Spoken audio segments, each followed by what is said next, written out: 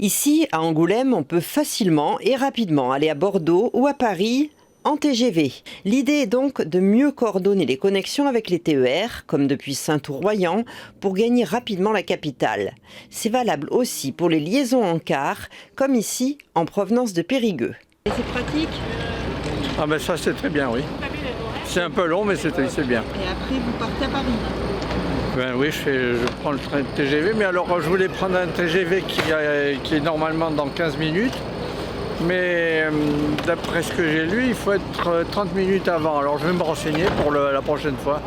Parce que quand on vient en car, on peut pas faire ce qu'on veut, quoi. Hein. Est-ce que c'est quand même une solution satisfaisante pour aller à Paris ? Ah ben oui.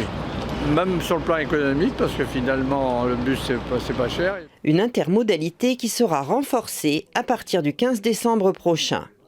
Et à partir de cette date, la région proposera également une desserte en autocar entre Limoges et Angoulême en moins de 2 heures, en attendant la remise sur les rails de la ligne TER interrompue en 2018 pour des raisons techniques. C'est pas au moment où justement on essaye de faire en sorte qu'un maximum de gens reprennent le train qu'il faut fermer des lignes. C'est plutôt en réouvrir.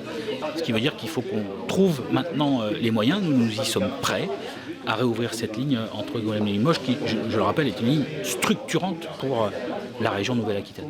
Et bonne nouvelle pour les Périgourdins, la réouverture à la fin du mois de la ligne Libourne-Bergerac. Qui a été fermé pour remise à niveau de l'infrastructure et donc il y aura un fort élan là-dessus. À la fin de cette année, c'est une augmentation de fréquence autour de Bayonne, entre Cambo et Bayonne, qui marquera là aussi une augmentation des dessertes.